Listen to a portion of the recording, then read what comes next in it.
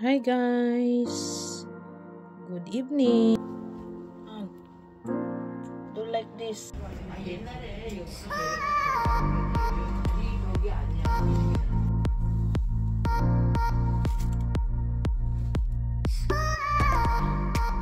Hi guys, let's eat. Linisan ko guys.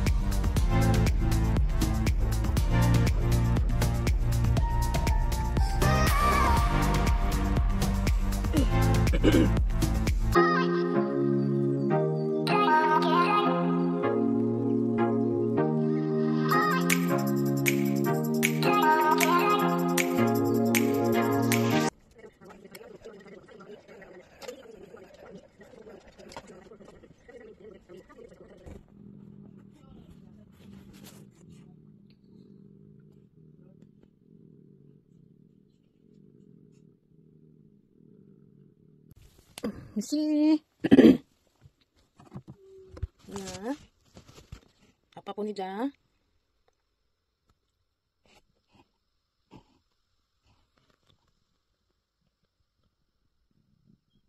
Oh, good morning, Yuyu. Ay, 우리 유유 너무 불쌍해. 심심해? 응? 심심했어? 아, 괜찮아? Hi guys. Good evening. Mayong gabi guys. Magandang gabi sa inyong lahat. So ngayon guys, gabi na. Bibigyan ko si Yushi ng transfer factor para supplement. So ito yung pinapatay ko kay Yushi before siya magiging pregnant. Ito na yung tinitake nila kasi gustong-gusto nila kasi parang milk ang lasa. So papakain ko kay Yushi. Kasi yung iba, naghahanap ako kasi sa online shop. Wala akong nakitang ibang pang food supplement sa kanila. So itong transfer factor na lang kasi naman to. Mamals din naman si Yushi kaya saka pinatake ko ito kay Yuyu.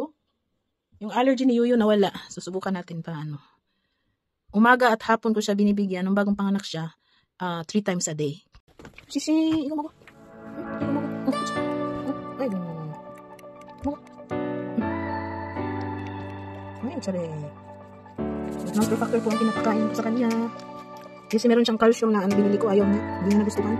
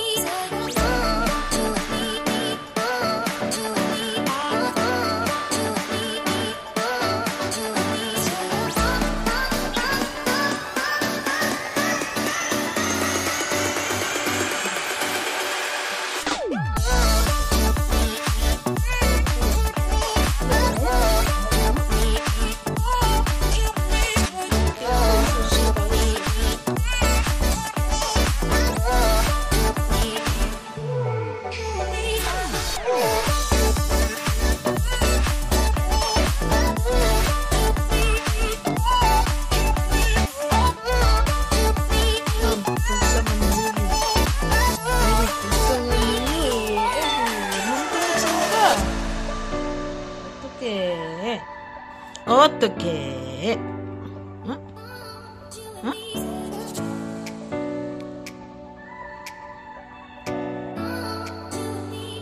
유씨. 아빠 안녕.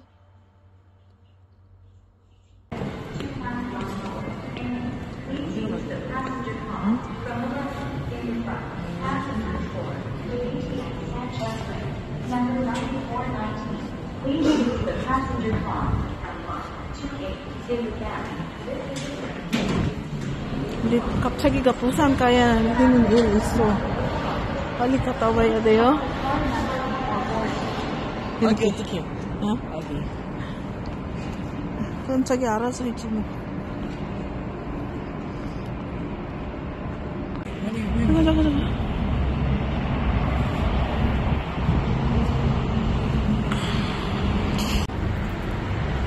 So, pupunta pala kami ni MJ sa November, nasa Guangdong City.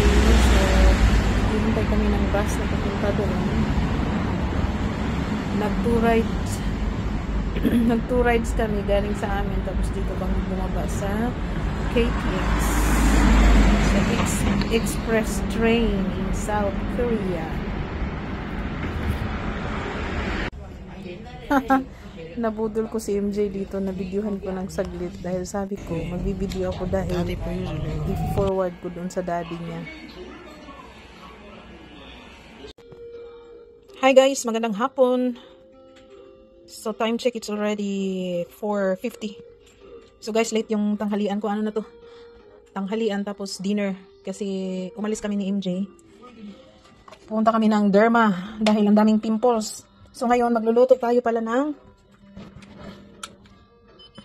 ako ng tuna with egg dahil namimiss ko. Craving po ako ng tuna with egg.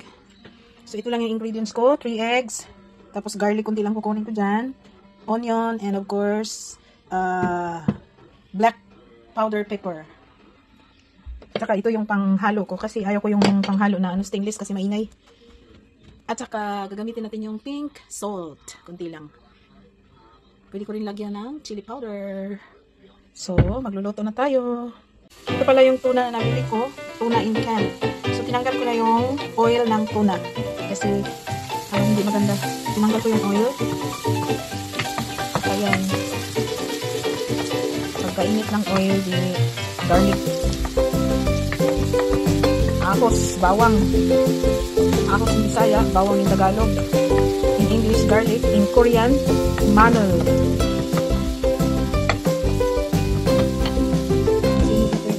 Sunog na po yung garlic. Ang hirap mag-vlog na lang cameraman. So, mayroon ko na tuna in can.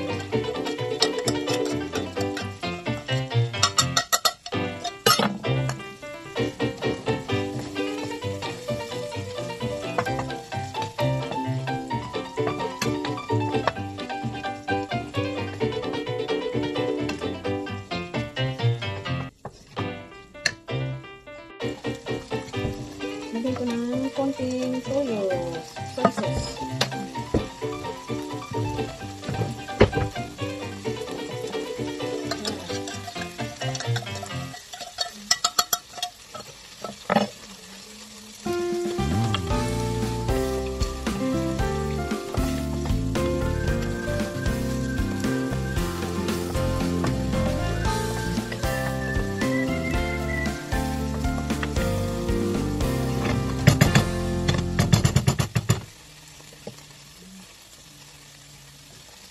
Ito na yung egg.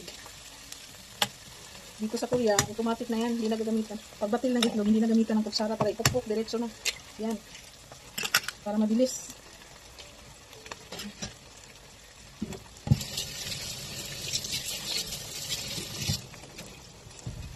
Dito sa Korea, laging mabilisan. Ang mabilisan sa bilis-bilis sa Korea, pali-pali.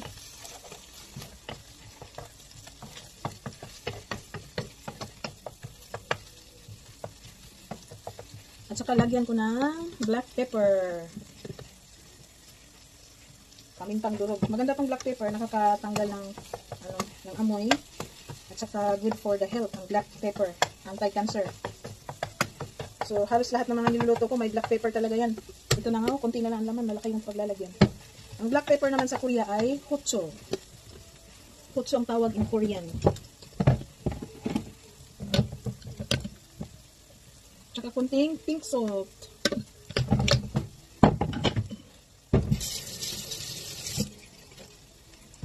Pinagugutom na talaga. Pag ang panghalo natin ay kahoy, so pag nagluluto tayo, hindi siya maingay.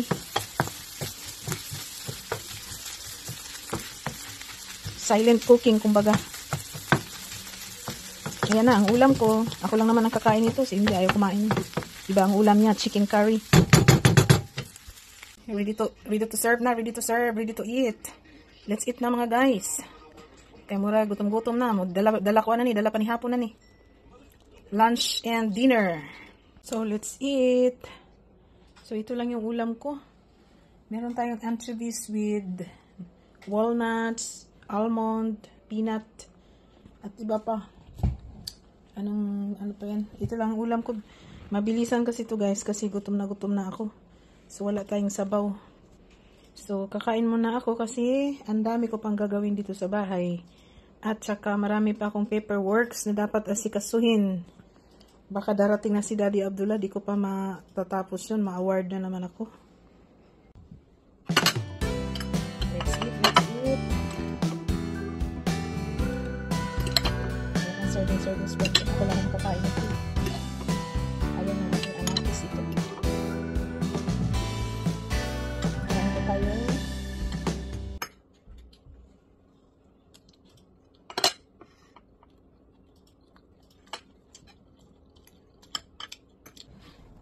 Hi guys, good afternoon. Happy Saturday everyone. Late na ang vlog natin ngayon guys kasi maraming ganap. Medyo busy tayo ngayong araw na to.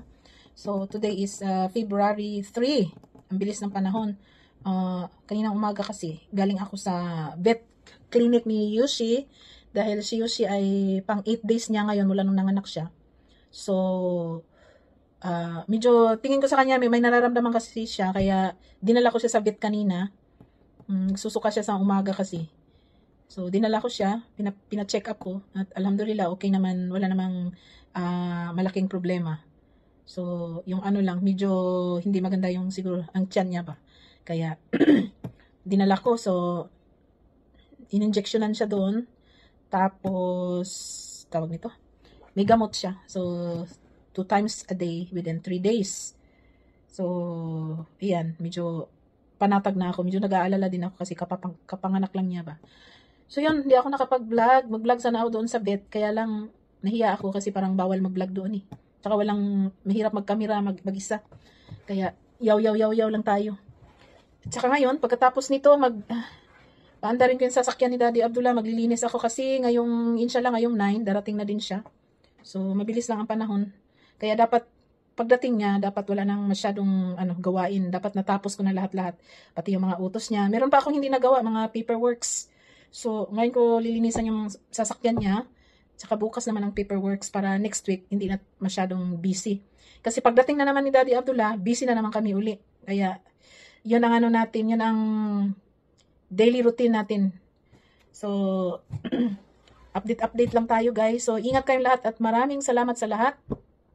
Sa mga new subscribers, thank you so much. Welcome to my channel. Sa mga ating mga old supporters dyan, mga followers, mga old subscribers, thank you so much sa inyong lahat. At saka sa lahat ng mga nanonood ng aming mga vlogs, mga videos. Sa lahat ng mga nag-support, mga loyal supporters, thank you so much. So, sabi ko before mag-shoutout. So, siguro baka next week mag-shoutout ako yung isa-isahin ko yung mga pangalan yung i-mention ko. So, yun lang muna guys. So, God bless everyone. God bless everyone. Ano ba? Napubulol na tayo. So, papunta na ako doon sa maglilinis ako ng car. Saka paandarin ko kasi baka madid yung battery dahil malamig. So, thank you everyone. God bless.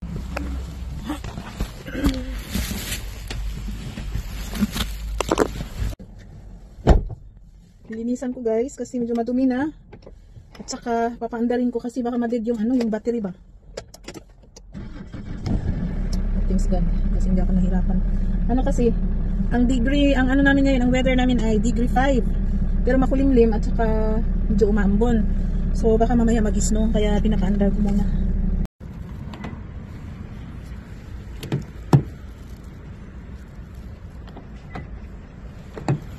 Ako. Ano ba 'to?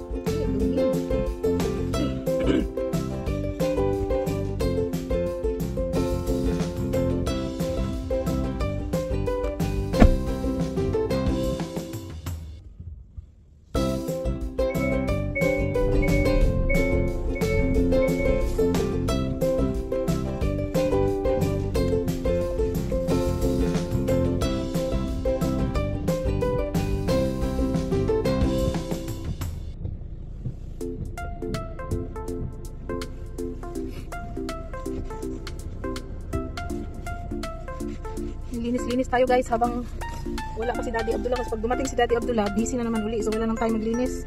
So itong loob lang ang nililinisan ko kasi hindi maganda yung weather ngayon eh. Degree 5 siya pero ano, makulimlim, cloudy.